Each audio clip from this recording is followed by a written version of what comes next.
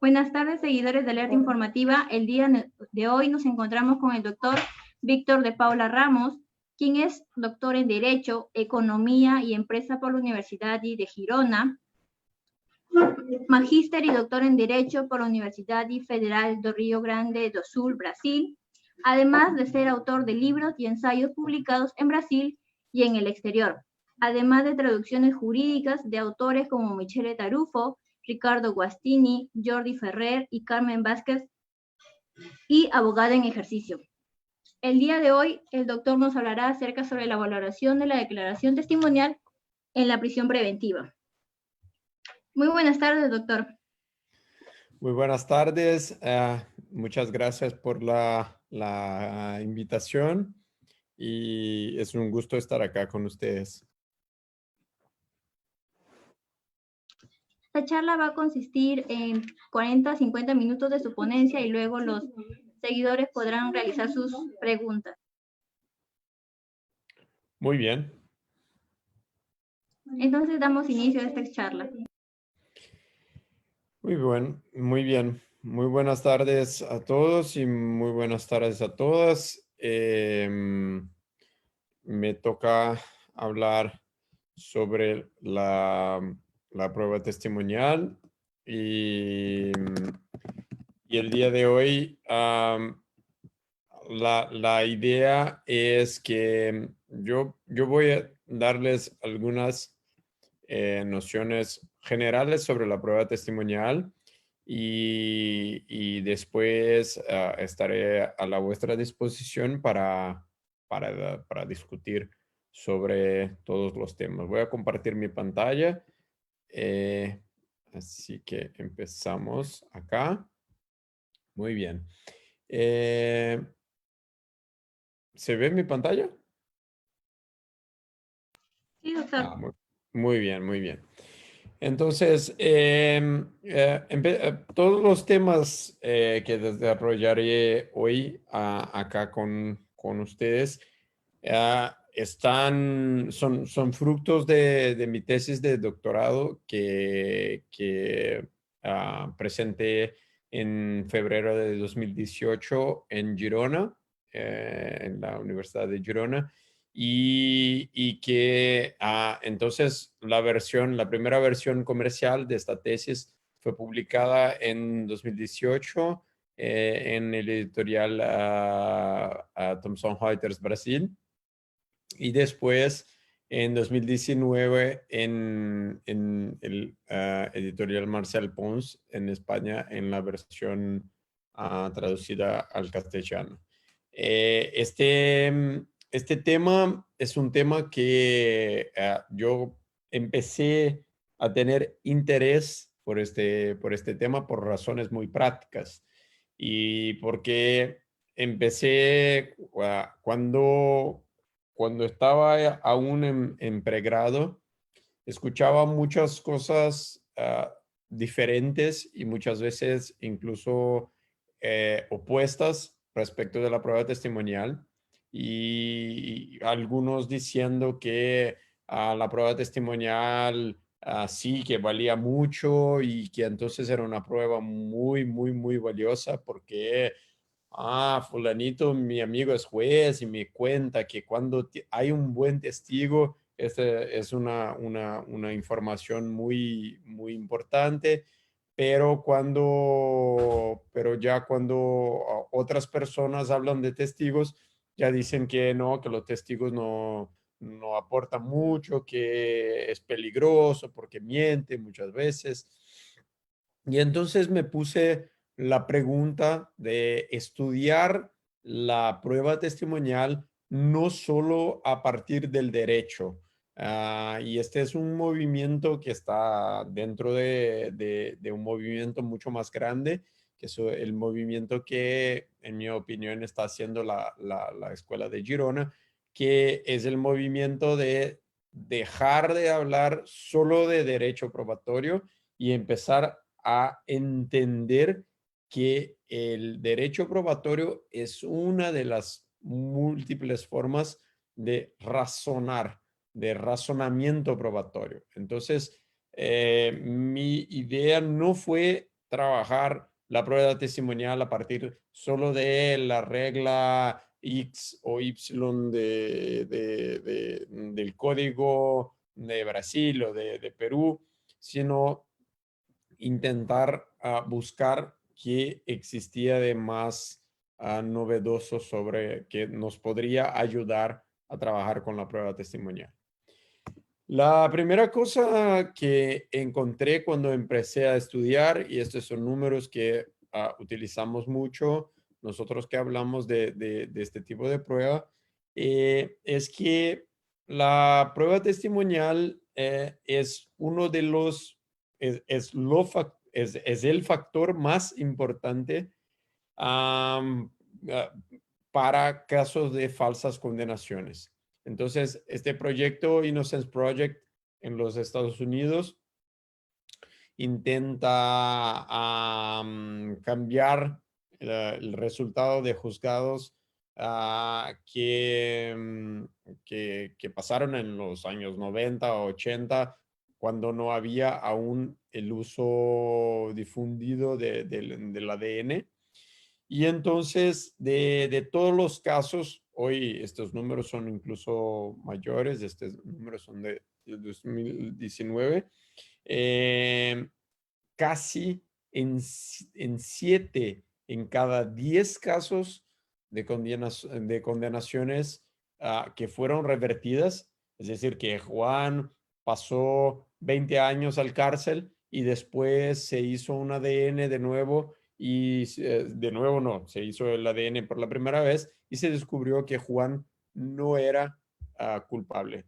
Y todos estos casos, en 7 en cada 10 casos hay una identificación equivocada hecha por testigos. Es decir, que el testigo diga que sí, sí, estoy seguro, es este hombre quien mató. He visto este hombre que ha robado y en realidad no había sido esta persona. Entonces, de ahí la importancia de estudiar la prueba testimonial, porque obviamente nosotros que estudiamos el razonamiento probatorio, pero no solo nosotros que estudiamos razonamiento probatorio, pero todos los operadores jurídicos tenemos que tener esa preocupación con cuáles son las formas que tenemos para disminuir los errores en nuestros sistemas judiciales. Entonces, mi plan de presentación hoy va a ser trabajar con nuestras creencias desde el punto de vista del derecho y después abrir para, para analizar nuestras creencias con base en lo que nos enseña la ciencia. Y después vamos a hablar, vamos a escuchar de las personas que nos escuchan sobre los problemas concretos que podemos tener con eso. En primer lugar, entonces, yo trabajo con la prueba a partir de los momentos de la prueba, ¿no? Es decir, la prueba en el proceso.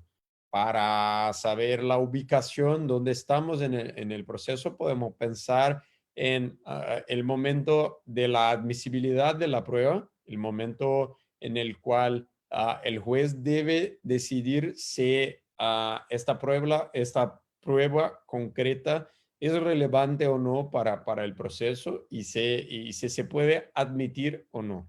En este momento, obviamente, nos están aún valorando las pruebas, pero una duda y una cuestión muy común en nuestras facultades de derecho, pero no solo en facultades de derecho, hablando con personas distintas en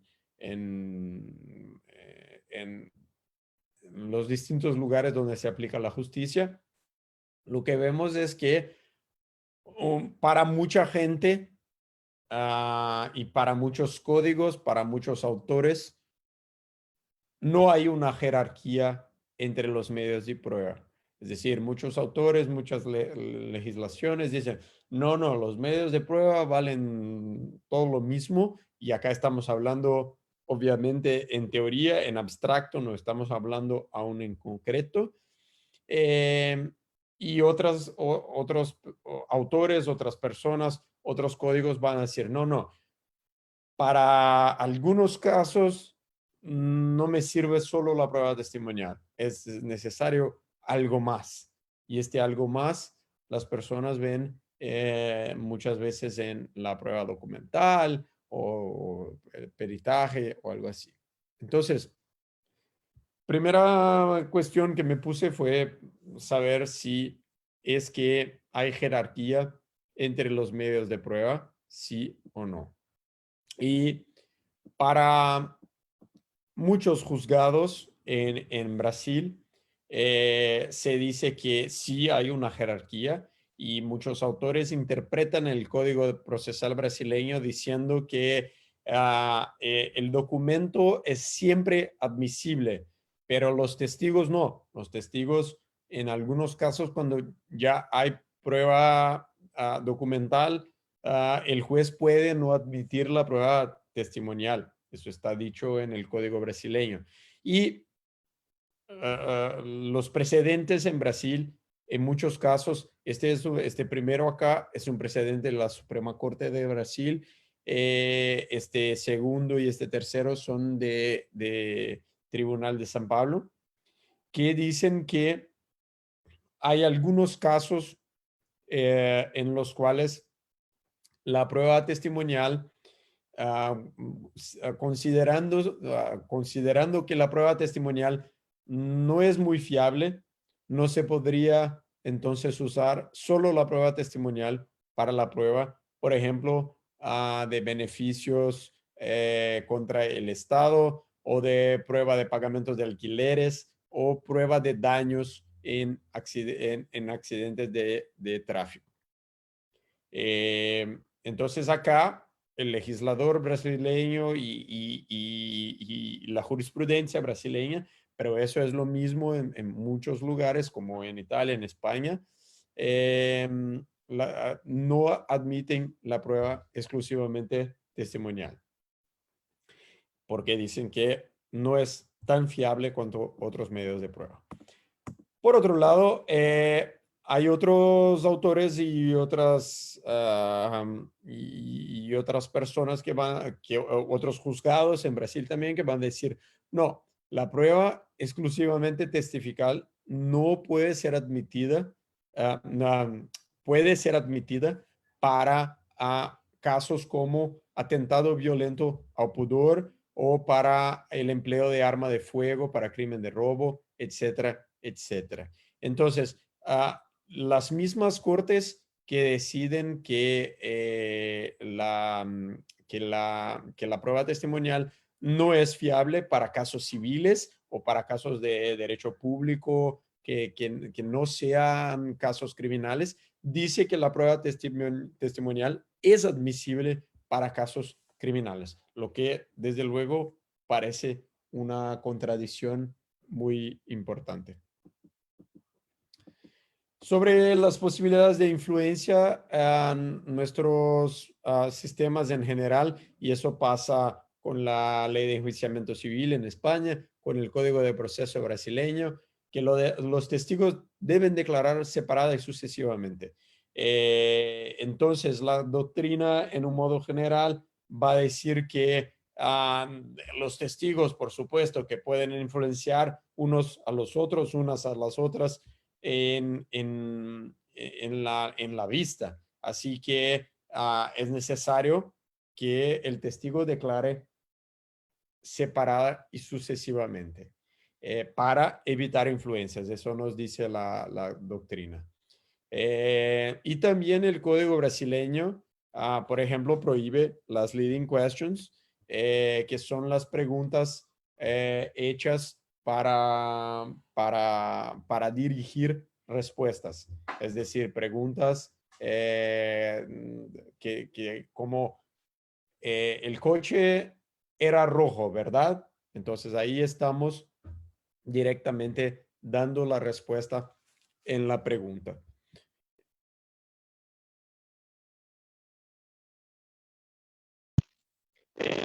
Entonces, estas son las dos posibilidades que nuestra doctrina en general ve como posibilidades de influencia. Estas dos cuestiones, entonces para la doctrina y para nuestros códigos, todos los problemas estarían resueltos.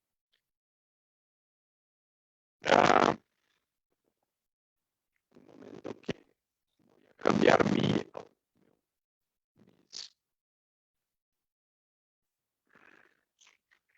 no se escucha bien. No se escucha bien. Juliana está comentando que está chichoso.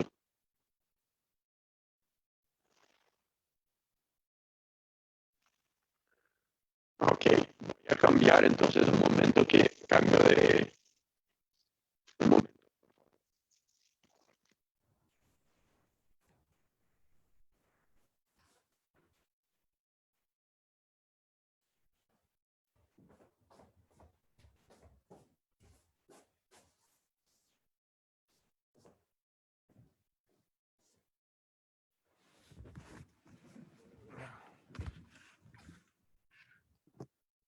Muy bien.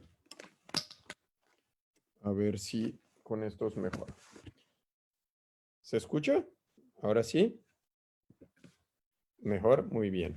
Entonces, perdón, tuve que cambiar acá. Entonces decía que nuestros sistemas entonces piensan que resolviendo las leading questions, que son las preguntas hechas directamente, y garantizando que los testigos declaren separadamente, entonces todos nuestros problemas estarían resueltos. Y acá también un otro punto que encontré, que en general se imagina en el derecho que el testigo que va a juicio o me va a contar una mentira y va a hacerlo porque, por ejemplo, va a declarar que Juan no es culpable porque es amigo de Juan, entonces que va a intentar mentir o me va a decir la verdad. Entonces, el derecho dice, muy bien, así vamos a resolver los problemas. Vamos a decir que el testigo no puede mentir. Y si el testigo no puede mentir, todo lo que diga ya será la verdad. Esa es un par la verdad no es el contrario de la mentira. ¿Y cómo podemos ver que la verdad no es el contrario de la mentira? Porque hay muchas ocasiones en nuestra vida en que no decimos la verdad, pero que no estamos mintiendo todavía, ¿no? Por ejemplo, si alguien si yo voy a Perú y pregunto para una persona, ¿dónde está la iglesia? Y esta persona me contesta diciendo que está a la derecha, en la próxima calle.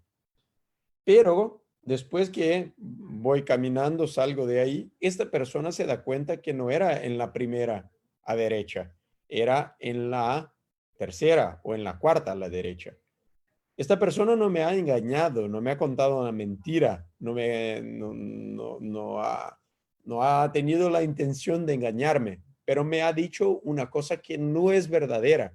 Entonces, algo es verdadero o es falso y algo es sincero o mentiroso. Es verdadero cuando se corresponde la afirmación a la verdad. Yo digo, la plaza de armas es a la derecha y la plaza de armas es de verdad a la derecha. Cuando yo digo que la plaza de armas es a la derecha y la plaza de armas es a la izquierda, entonces me equivoqué. He dado información falsa, pero todavía no es una información mentirosa. Es una información que es falsa, pero no mentirosa. La mentira y la sinceridad sí se contraponen una a la otra. Yo no puedo ser sincero y mentiroso. O soy sincero o mentiroso. Entonces, si yo digo que estaba en un lugar porque no quiero que mi jefe sepa que estaba en otro, entonces estaré contando una mentira. La información, mi afirmación va a ser diferente de mi memoria. En general, el problema que tenemos con eso es que el derecho ignora en general la posibilidad de afirmaciones falsas y sinceras, los llamados errores de percepción y errores de memoria. Entonces, si yo presumo que el testigo me va a contar una mentira o me va a decir la verdad, no puedo imaginar que este testigo se equivoque.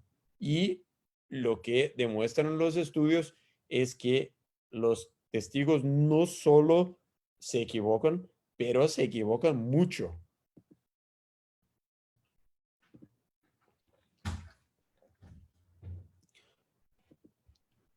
Y acá un juzgado que me parece muy impresionante, es un juzgado del 2006 de acá del tribunal de mi región en Brasil, que dice y imagina que una persona sin problemas de personalidad jamás acusará a un desconocido de la práctica de un crimen si eso no ha pasado. Entonces, es decir, una persona no va a contarnos mentiras en juicio. Entonces, si nos dice que Juan mató a María, es porque Juan mató a María.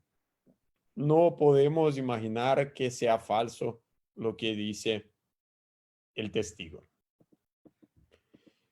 En términos de valoración de la prueba, sobre eso he hablado mucho con jueces, mucho con abogados. En general, eh, lo que se escucha es que estamos muy tranquilos con la valoración de la prueba testimonial por la inmediación del juez. Entonces, hablé en el último mes con muchos amigos de Perú, por ejemplo, que estaban muy preocupados muchas veces porque ahora haciendo vistas y toma de declaraciones de testigos por videoconferencia, muchos me preguntaban, pero doctor, ahora ¿cómo va a ser el juez para evaluar si el testigo toca el cabello, si suda? Porque ahí perdemos mucho. ¿Y por qué se imagina que se pierde mucho? Porque imaginamos que nuestros jueces tengan la capacidad de detectar mentiras. Entonces, en primer lugar, cuando yo pongo a Juan delante de mí, este testigo, lo que imaginamos nosotros en el derecho es que el juez se pone ahí y Juan, este testigo, nos dice, ay no, ahora estoy delante del juez, no voy a mentir. Y el juez, además, mirando este testigo, va a saber si está contando una mentira o si nos está diciendo la verdad. Imaginamos también que el juez pueda valorar la credibilidad de la persona y valorando la credibilidad de la persona puede valorar el testimonio. Es decir, bueno, está delante de mí este señor que es el director médico de un hospital muy conocido, entonces es obvio porque está muy bien vestido, porque tiene una corbata muy bonita. Entonces es obvio que esta persona no me va a contar mentiras.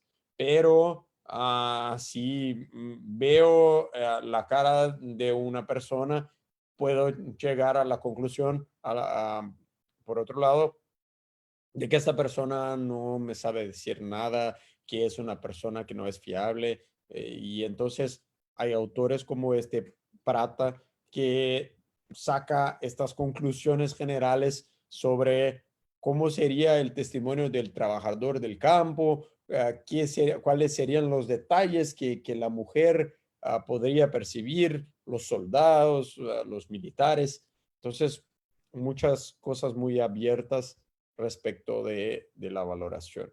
Y entonces dejamos toda la valoración para el juez, para que diga con sana crítica, con prudente apprezzamento en Italia, cuáles serían entonces los resultados de la prueba. Bueno, la ciencia, al revés, la ciencia del testimonio me gusta mucho esta frase, que es una frase que dice que la ciencia del testimonio es demasiado reciente para que los legisladores decidan seguir sus nuevas voces. Y esta es una frase de 1927. ¿Y por qué? Porque desde 1927 se desarrollaron muchísimos estudios sobre la percepción, sobre la memoria, pero la procesalística no ha aprovechado de estos estudios porque en general estamos en nuestros sistemas en Latinoamérica, pero también en Europa, presos a las cosas que han escrito Chiovenda y Carneluti en los primeros años en la primera mitad del siglo pasado. Y además de eso, este es un ejemplo,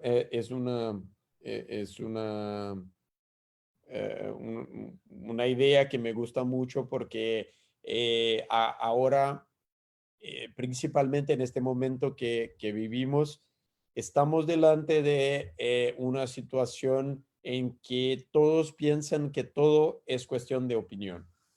Y acá entonces tenemos este hombre en la izquierda que tiene miedo por el otro, porque dice, uy, tú estás sin tu paracaídas.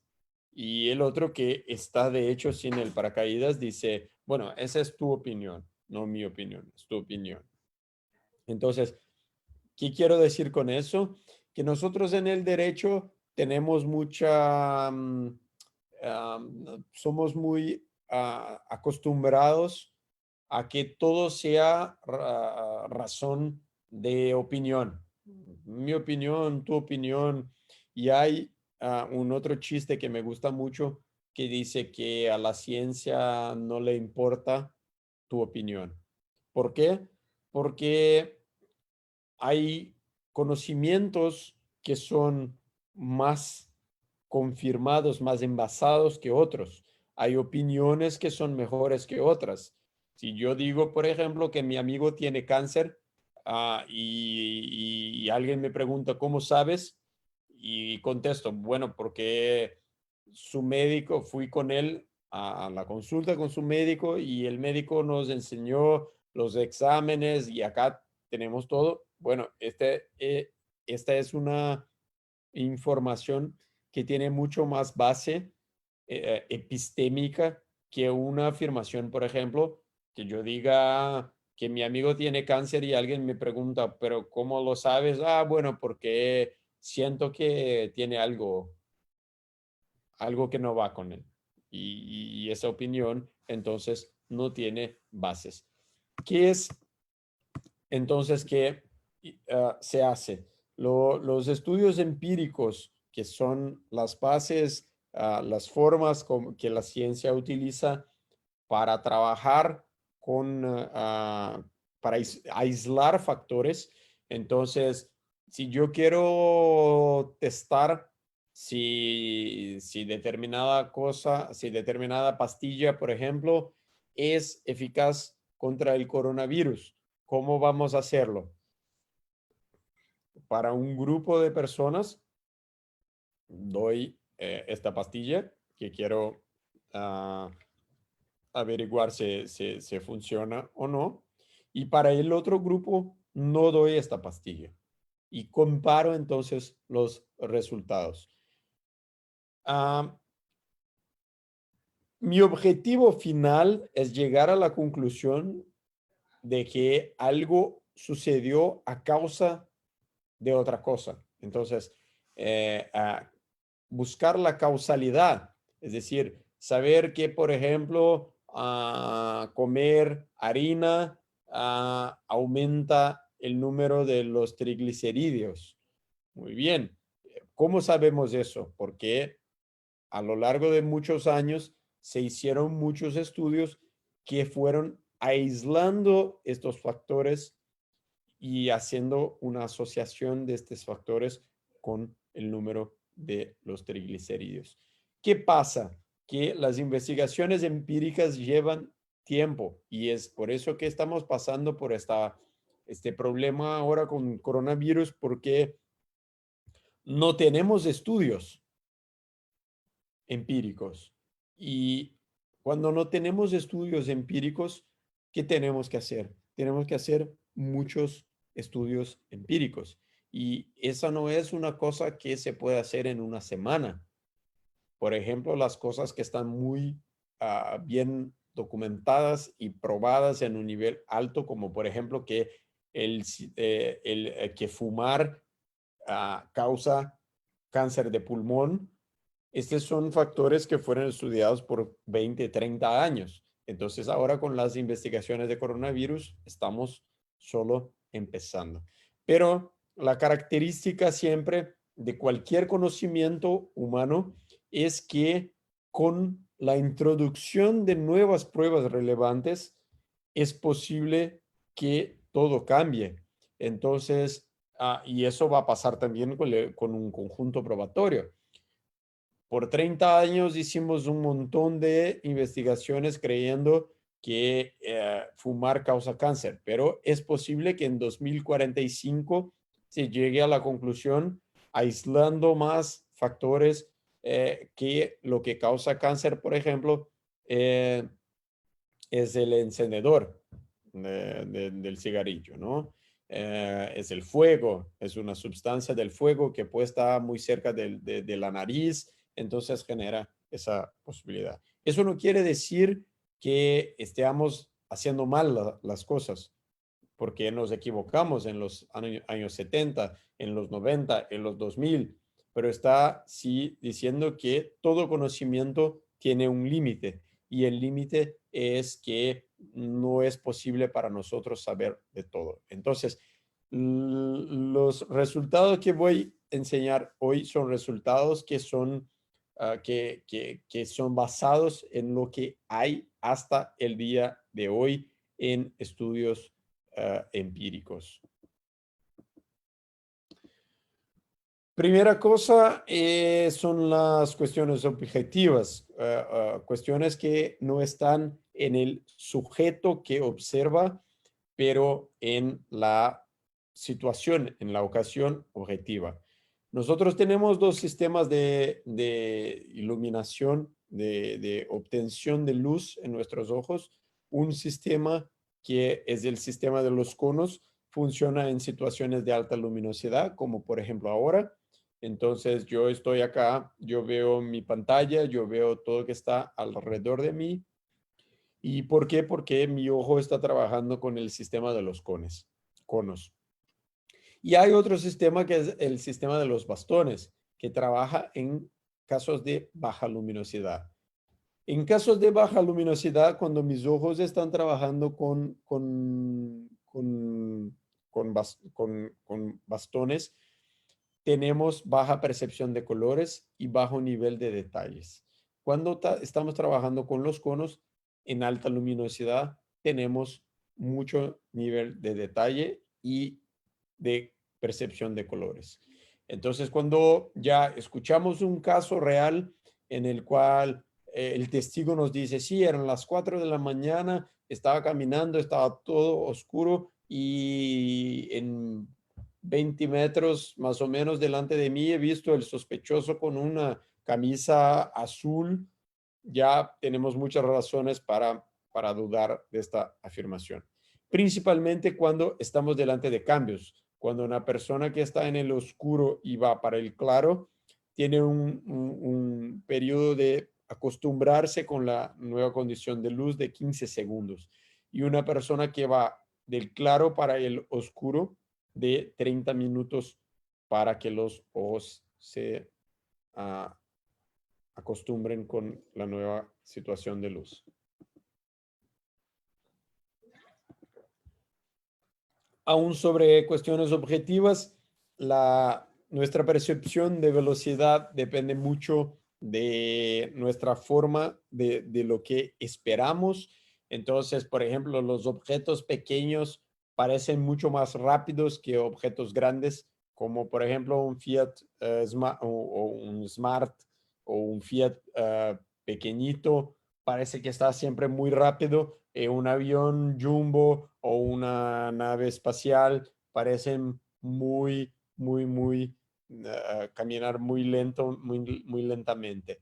Y la verdad es completamente el contrario. Entonces, en un estudio específico, por ejemplo, cuando el grupo tiene la información de que el coche que ha colidido era un coche de policía.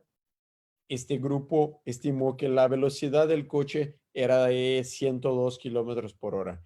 El grupo que no ha recibido esta información, de 82. Entonces, la velocidad era la misma, pero se imagina que un coche de policía vaya más rápido y eso afecta nuestra percepción de velocidad. Y distancia también. Somos muy malos nosotros los humanos en estimar distancias con errores que pueden en distancias reales de 35 metros pueden llegar a 12.5 metros e incluso algunas personas que tienen aún más dificultad, como por ejemplo un sujeto de uno de los estudios que ha estimado una distancia con error de 30 metros, de más de 30 metros. Eso muy importante porque en situaciones reales tenemos casos de secuestros, casos de robos, casos de muchas cosas que pasan en nuestros países, desafortunadamente. Y en general, el tiempo de exposición del testigo a la cara, por ejemplo, de una persona, es un tiempo de exposición muy bajo. Entonces, el testigo no tiene posibilidad de mirar, por ejemplo, por un minuto la cara del sospechoso del criminal. ¿Qué va a hacer? En general, la persona que está practicando un crimen, en primer lugar, no deja que los otros le miren en la cara. Y en segundo lugar, las prácticas de crímenes suelen ser muy rápidas. ¿Por qué? Porque quien practica el crimen quiere salir rápido para que no lo vean. Entonces, los estudios demuestran que con 12 segundos de exposición, es decir, cuando yo me quedo 12 segundos mirando a la cara de una persona, yo tengo en situación en que me son presentadas fotos donde está la foto de quien ha practicado el crimen.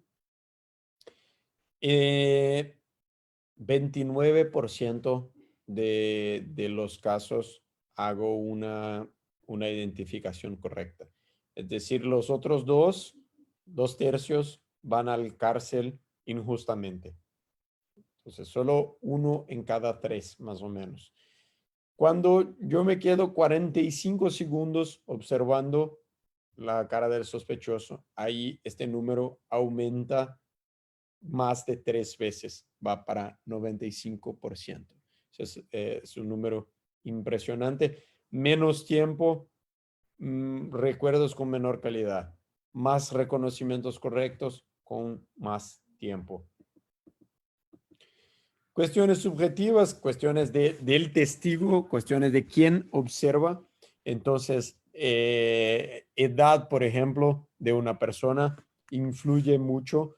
Los adultos entre 19 y 27 años tienen unas medias 71% más grandes de respuestas correctas en comparación con adultos más grandes de 45 y 77 años. ¿Quién tiene abuelos o padres que tengan más de 70? Pueden ver este efecto en la práctica, porque cuando hablamos con estas personas sobre situaciones pretéritas, muchas veces vamos a darnos cuenta que papá o que abuelo o abuela está contando la historia que vivimos juntos, pero con los detalles ya han cambiado un poco, ya no son totalmente correctos. Aún cuestiones subjetivas también acá muy importante para nuestros sistemas criminales, porque no hay casos criminales, por ejemplo, en los cuales los testigos estén tranquilos, porque en una escena de un crimen o la persona es quien está practicando el crimen, que es una persona que está nerviosa en general, quiere salir rápido, o es la víctima y la víctima tiene mucho miedo, o es un testigo que no está ahí en este lugar para ser testigo, está caminando por la calle o está en el autobús o está en su casa y ve algo que no esperaba ver. Entonces, no es normal para nosotros la práctica de crímenes, entonces ya imaginamos también que para esta persona sea una situación de estrés. O son policías o son agentes de la ley y por más que estas personas sean más calmas que la media, es obvio que cuando están ahí en una acción policial tienen un nivel de estrés más grande que cuando en situaciones neutrales. Lo que los estudios nos demuestran es que con más estrés, en situaciones de estrés, tenemos menores números de identificaciones correctas cuando en comparación con situaciones neutrales. El número cae más de 10%. Y entonces ya podemos empezar a imaginar cómo los escenarios reales que tenemos en nuestros sistemas de justicia criminal, la prueba testimonial es la peor posible, porque son situaciones que en general se pasan con alto grado de estrés, con personas que tienen un tiempo de exposición muy bajo, etcétera, etcétera. Sobre la recuperación, nosotros en el derecho imaginamos siempre que la memoria funciona como una grabadora de video y utilizamos para nosotros la prueba de que cuando imaginamos, por ejemplo, el día que conocí mi esposa, yo estaba en esta fiesta con mi amigo fulanito y para nosotros nos parece que tenemos todo en la cabeza. Pero si intentamos, incluso en una situación como esa, yo conocí a mi esposa, por ejemplo, en el 2008, y si imagino cuáles eran los detalles, dónde es que, cuántas personas habían ahí, cómo estaban vestidas estas personas, cuál era el zapato que yo estaba utilizando, por ejemplo, muchas de las cosas no son mínimamente claras. Y lo que nos demuestra la ciencia es que la memoria, además de eso, va cambiando detalles de nuestra historia, de detalles de nuestra memoria. Y entonces las, las memorias que tenemos hoy ya no son las mismas de 2008 cuando conocí mi esposa. La memoria de este encuentro para, para mí hoy es de un modo muy distinto de lo que era para mí hace 12 años. Y si preguntamos a ella, nos va a contar una historia que, claro, se parece en algo, pero que también tendrá muchos detalles distintos. Eso pasa mucho, todos hemos pasado por esa situación cuando una pareja va a contarnos una historia y ella empieza a contar o él empieza a contar y ahí el otro dice, no, no, no era así. Sí, estábamos María, Juan y no, no, María no estaba este día. Entonces, nuestra memoria va cambiando detalles a muchos factores influyen en la retención y la recuperación de la memoria. Una de las cosas más simples y que tenemos como intuición, pero no sabemos que es tan grave este efecto, es que después de solo 4 días tenemos una pérdida muy importante de memoria y cuando en comparación con cuando pedimos al testigo que declare justamente después del suceso. Entonces, después de solo 4 días, el número de respuestas correctas, cuando pedimos que alguien nos cuente las palabras exactas de una charla o algo así, son de 35%. Después de 4 días, este número ya disminuye para 10%.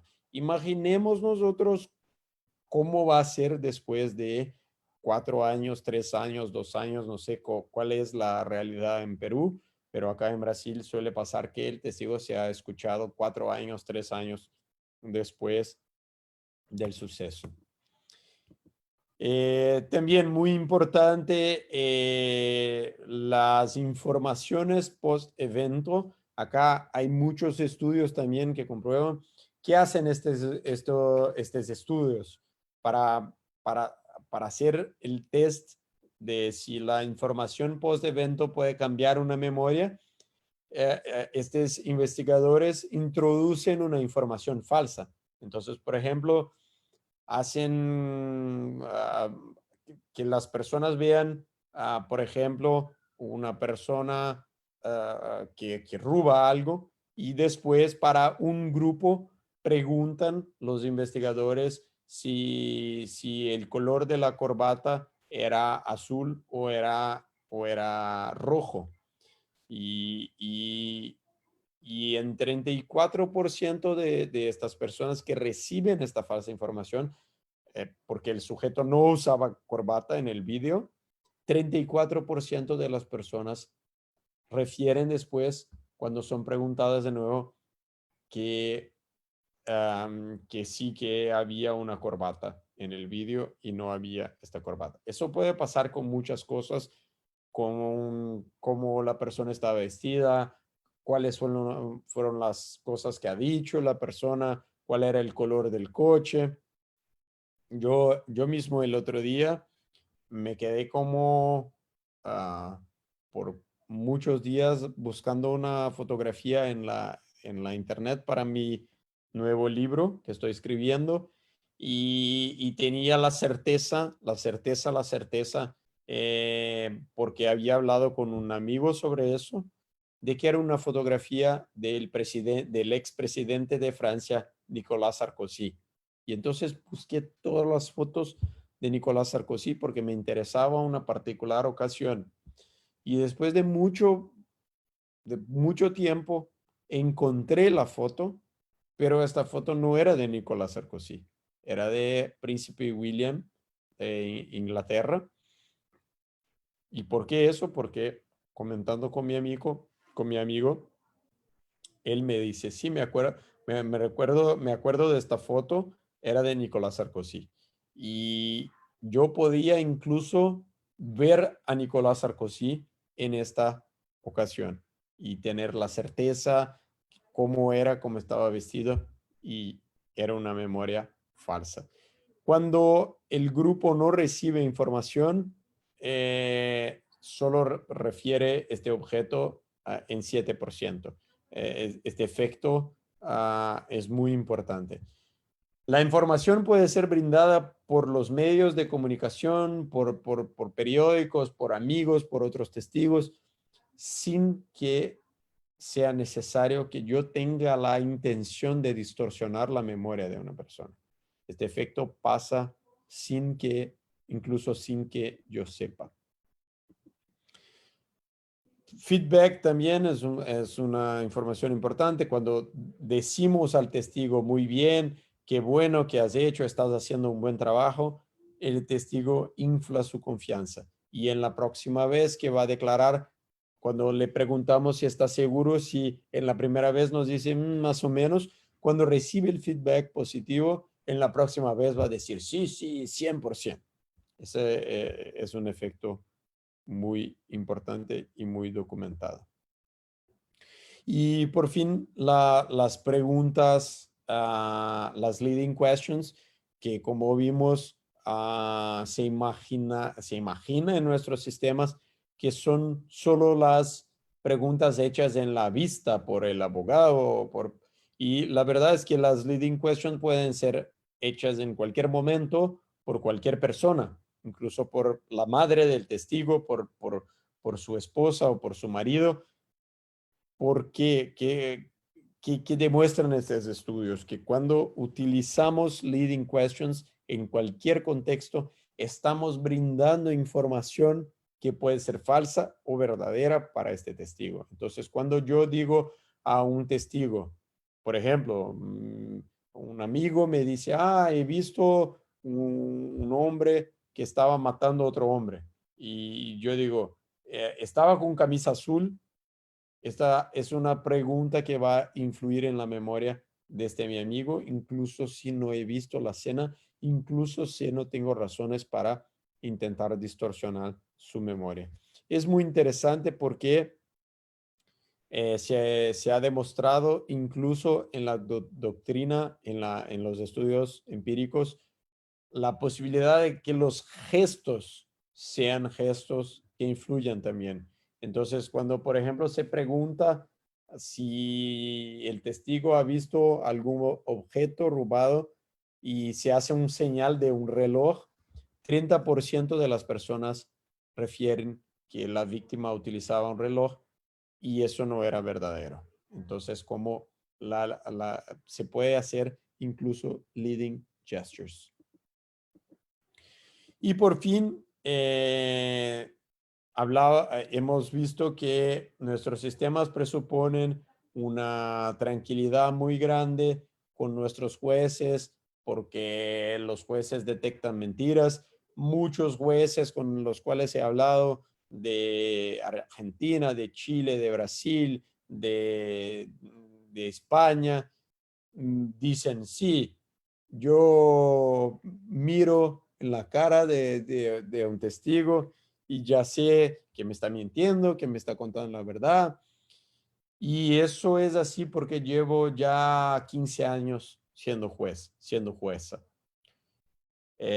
siendo policía. Bueno, desafortunadamente, dos malas noticias acá. Una es que se han estudiado mucho señales indicativos de mentira y nosotros los seres humanos no tenemos capacidad de detección de mentiras. Para los 9 indicadores paraverbales, como poner la mano en la cabeza, sudar o no sudar, los resultados son nulos.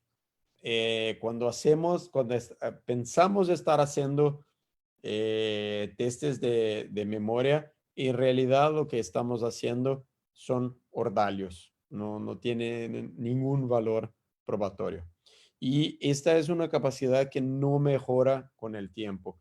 Es decir, comparando estudiantes con policías, no hay ninguna diferencia. Y comparando policías experimentados con policías que están empezando hace un mes, hace unas semanas, no hay cambios importantes en una cosa y otra. Entonces, nosotros vivimos de mentiras en este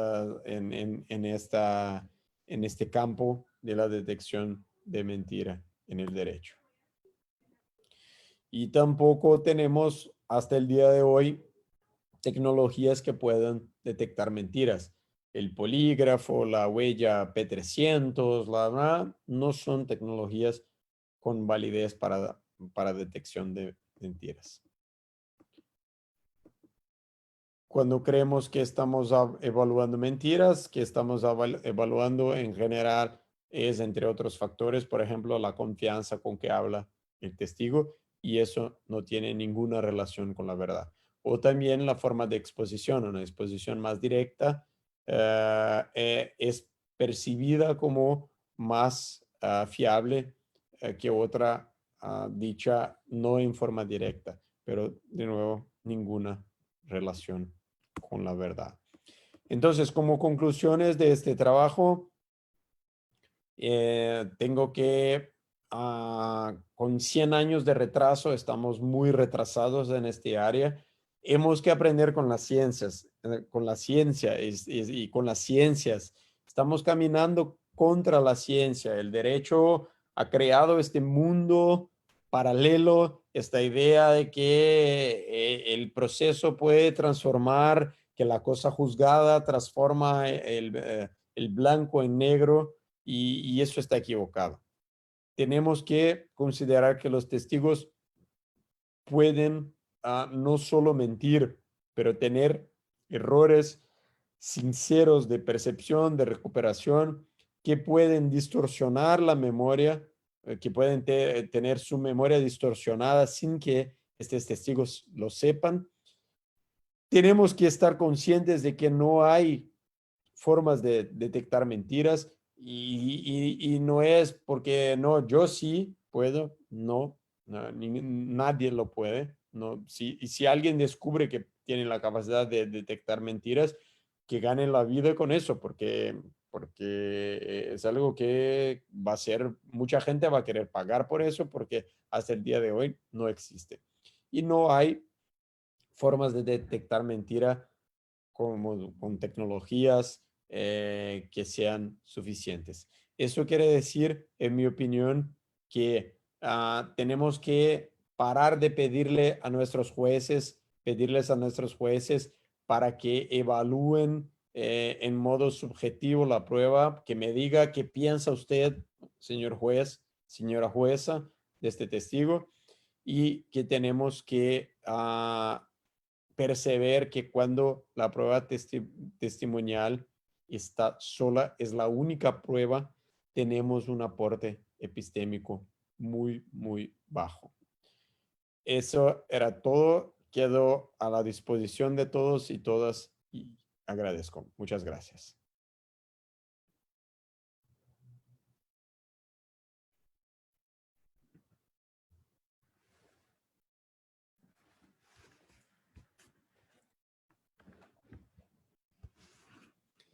Muy bien, vamos directamente a las preguntas, ¿sí?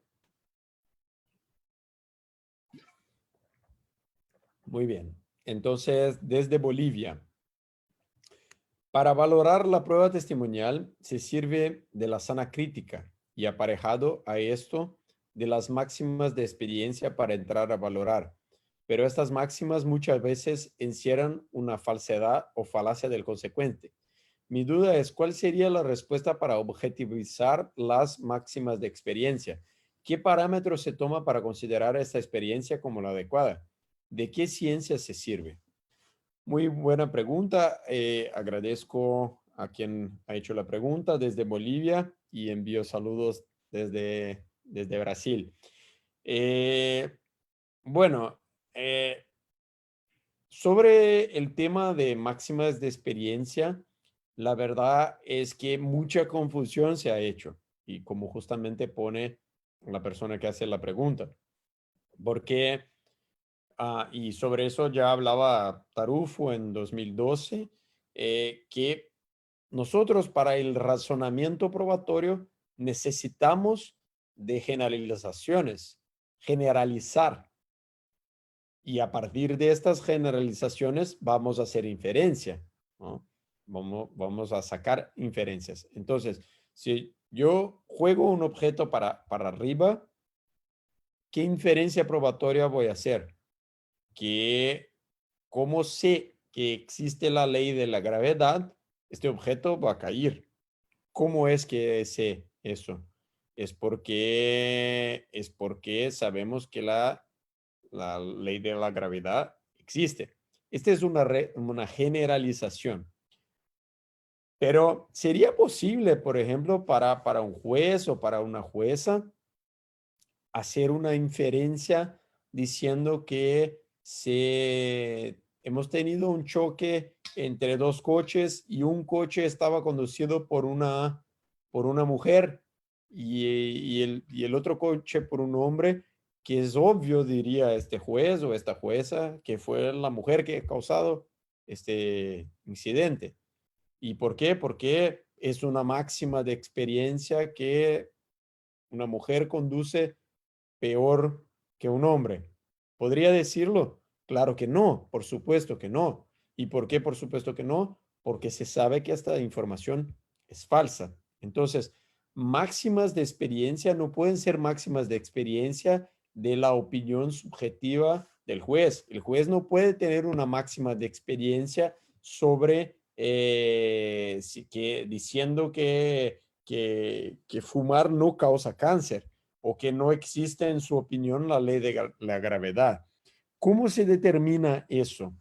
Estos nombres mágicos que tenemos en nuestros sistemas como sana crítica, prudente apreciamiento, libre valoración motivada, como se suele decir acá en Brasil, no nos dice nada, no nos dice nada, porque parecen palabritas mágicas, ¿no? Como, ay, acá tenemos la opinión del juez. Ahora pasamos sana crítica. ¿Y qué pasa? El juez no sabe qué es que tiene que hacer. Los abogados no saben qué esperar, no se critica, no se puede discutir estas cosas. Entonces, ¿cómo podemos objetivizar no solo las máximas de experiencia, sino todo el razonamiento probatorio? En mi opinión, tenemos que sacar los jueces y las juezas del objetivo principal. Es decir, nuestros sistemas probatorios en general están dibujados, están pensados para que el objetivo del razonamiento probatorio, del procedimiento probatorio, sea convencer al juez, convencer a la jueza del caso. Eso pone el juez como el sujeto único y máximo del proceso. Y cuando pedimos a él que nos diga por qué ha considerado probado algo, el juez nos dirá, ¿por qué me ha convencido? Pero la convicción es una categoría subjetiva. Si queremos, si queremos que nuestros sistemas sean más objetivos, no solo con máximas de experiencias, pero el razonamiento probatorio sea más objetivo, tenemos, en mi opinión, que pensar que el objetivo del procedimiento probatorio es la búsqueda de la verdad, no la búsqueda del convencimiento de fulanito o de fulanita, sino la búsqueda de la verdad, con los límites que tenemos en nuestros sistemas, pero permitiendo el control intersubjetivo. Si yo digo que mi objetivo es convencer a Juan, una vez que Juan diga que está convencido, ya logramos el objetivo y ya está. Pero si decimos que el problema es que tenemos que buscar la verdad, entonces tenemos que, ya no nos sirve que en la opinión de fulanito tengamos una vacuna contra el coronavirus, porque la verdad es que no tenemos. No, pero mi amigo cree que sí, en su opinión sí.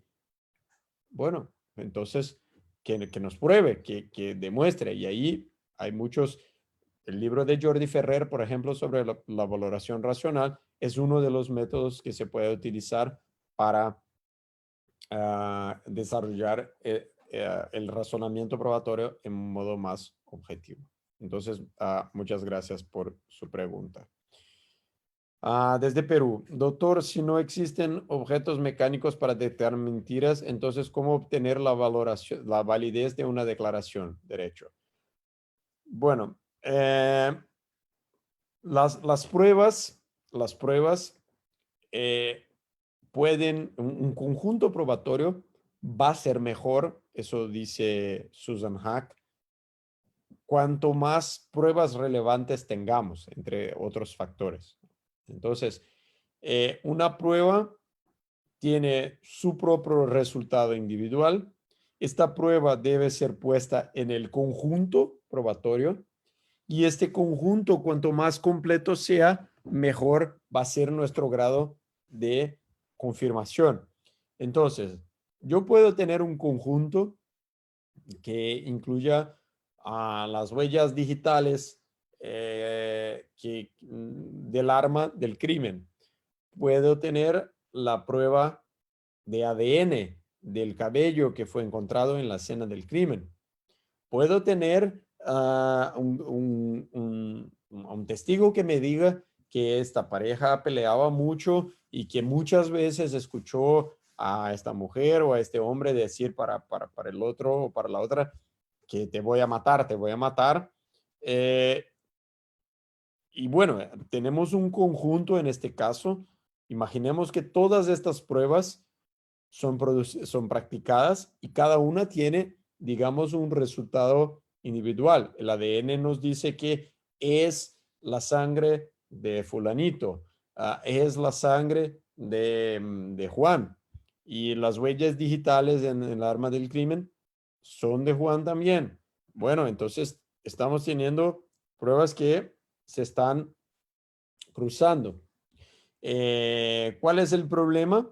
El problema es que con la prueba testimonial tenemos todos estos problemas que he presentado hoy y que cuando tenemos la prueba testimonial sola, muchas veces la respuesta que nuestros sistemas dan es que nuestros sistemas hacen una investigación muy mala de los hechos y cuando llega el momento de decidir, cuando toca decidir, sea por jurados o por un juez profesional, decimos, ya, ay, no, pero hay mucha violencia en nuestro país.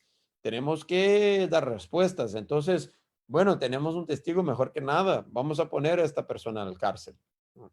Y el problema es que lo que nos enseña nos enseñan los estudios, por ejemplo, es que dependiendo de las condiciones del caso, esta identificación puede tener un margen de error de 70%. Entonces voy a estar correcto en un caso y equivocado en otros tres, en otros dos, perdón. Eh, ¿Qué podemos hacer? Bueno, podemos combinar pruebas. Entonces, la prueba testimonial puede tener mucho valor cuando dentro de un conjunto. Susan Hack, por ejemplo, tiene un artículo que me gusta mucho que se llama The Weight of Combined Evidence, el peso de la prueba combinada.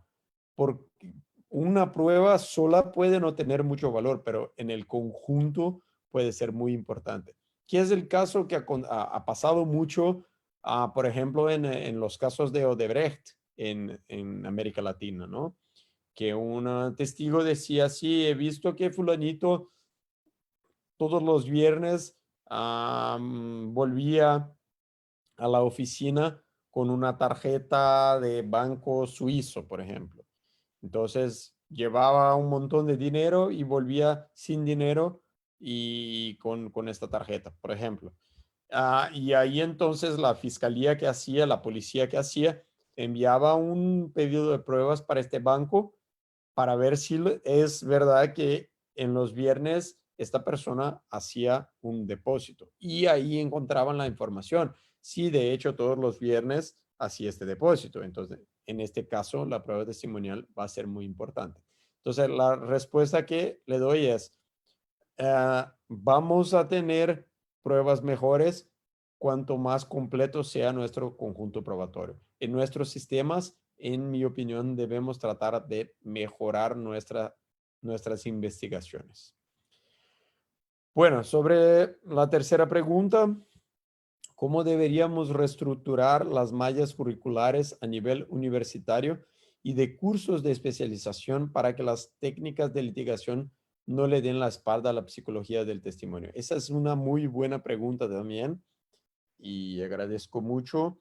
Em, sí, el problema es que, de hecho, como pone usted en la pregunta, estamos dando la espalda a la ciencia, no solo a la psicología del testimonio, pero a la ciencia. ¿Y por qué? Porque nosotros en el derecho somos muy arrogantes con esta idea de la procesalística del siglo pasado, de que la cosa juzgada transforma el negro en blanco y el blanco en negro. Ya no nos sirve investigar sobre qué está pasando en el mundo. Estamos muy preocupados con la ley, con la interpretación de la ley, pero no con con los hechos. En mi opinión, hay una psicóloga del testimonio acá de Brasil, que es una de las más importantes autoridades de psicología del testimonio, que es mi querida Lilian Stein. Y Lilian me ha dicho hace unos meses una cosa que me impresionó mucho, que estaba dando un curso a policías y acá en Brasil y preguntó a los policías cuántas horas de entrenamiento para, para disparar pistolas tienen ellos. Y dijeron, voy a inventar los números, pero digamos que sean como 340 horas de entrenamiento para disparar. Muy bien.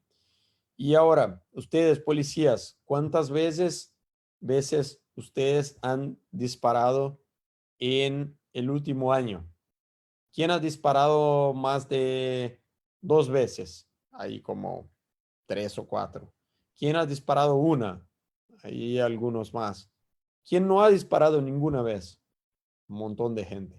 Eh, Muy bien. La otra pregunta. ¿Cuántas horas de clases han tenido ustedes sobre cómo hacer preguntas a testigos? ¿Cómo no influenciar memoria de testigos? ¿Cómo temas de psicología del testimonio?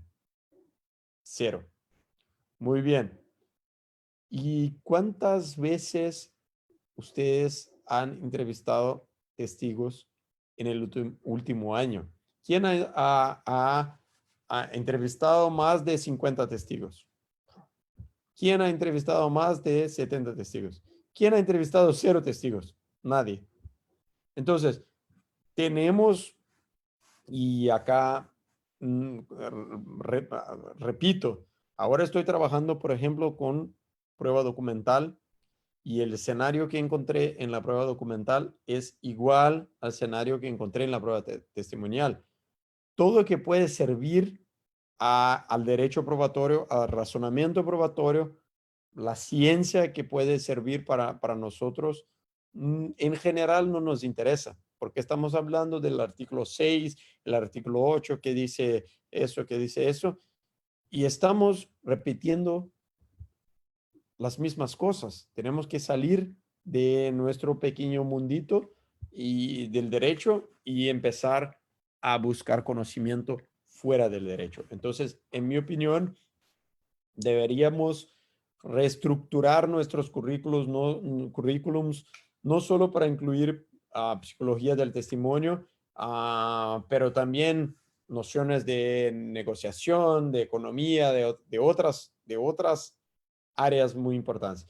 Pero, por ejemplo, para policías, para fiscales, para jueces, debería ser algo obligatorio, impensable no tener esta formación, porque para estas personas, el otro día estaba hablando con jueces ahí en Cusco por invitación de mi querido a Rafael Sierra y justamente Rafael me comentó después de la charla que bueno, que hemos hablado mucho ahí en este evento. ¿Y, y por qué? Porque va a tener consecuencias no solo en el trabajo de los 20 jueces que estaban ahí, pero cuando trabajamos con jueces, con policías, con fiscales, estamos hablando de miles de personas que están en los juicios. Entonces, este tipo de comentario como este día que me comentó Rafael me deja muy feliz porque nosotros debemos intentar de cambiar las realidades de nuestros sistemas, como están haciendo en Cusco, como están haciendo ahora en muchos sistemas en Brasil con estos debates que estamos empezando. ¿Qué podemos hacer nosotros? Podemos llevar estos temas a las cortes de justicia, debemos plantear estas cosas, debemos enseñar a las personas, debemos escribir. Esas son las formas que tenemos para combater la ignorancia. 4. A su entender, ¿cuál sería la metodología para realizar una correcta valoración de la prueba testimonial en la audiencia de prisión preventiva? Bueno, ya creo que esta pregunta se contesta del mismo modo de la segunda pregunta. Es decir, tenemos que obtener, y ahí cuando tenemos la prisión preventiva, es un momento en el cual no tenemos aún todas las pruebas que van a ser disponibles después, pero debemos tener un nivel suficiente y ahí cada sistema va a indicarnos cuáles son los requisitos para la prisión preventiva o para prisión temporaria o para como quiera, como cuál tipo de prisión sea.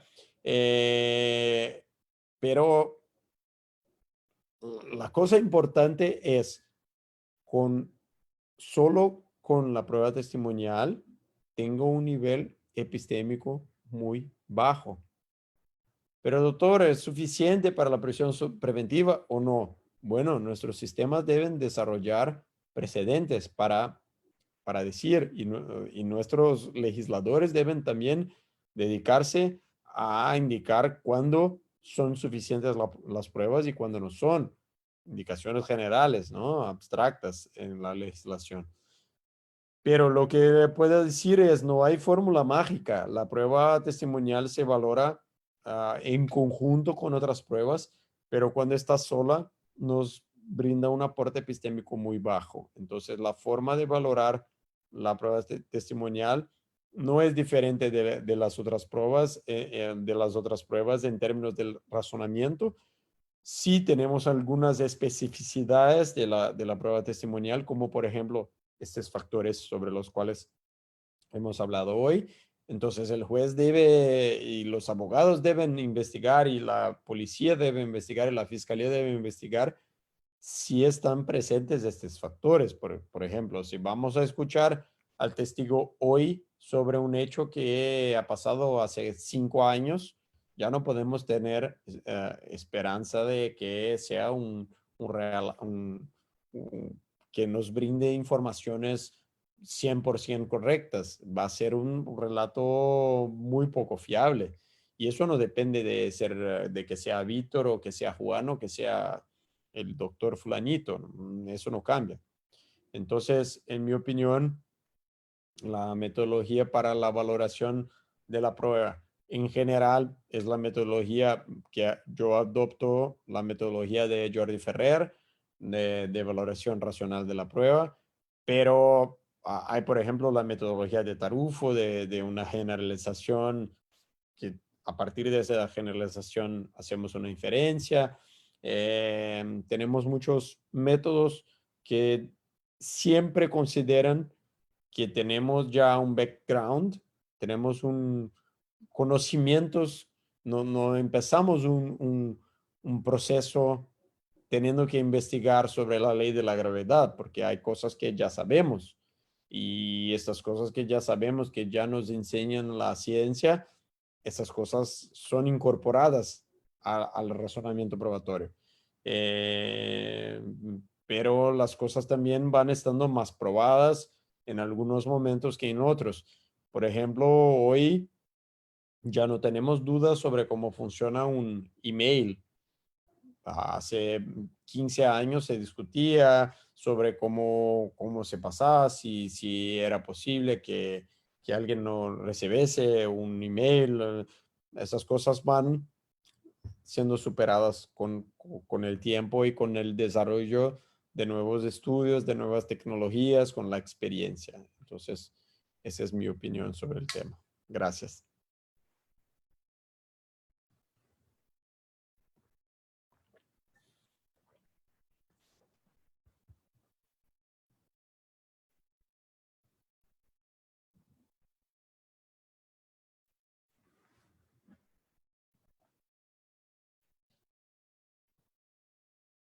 No sé si...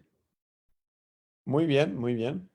Entonces, agradezco a todos. Recibo la información acá de alerta informativa que eso sería todo. Agradezco una vez más a todos, a Alerta Informativa, principalmente a Diana que ha hecho esta invitación y quedo a la disposición de todos y todas. Muchas gracias y buenas tardes. Chao.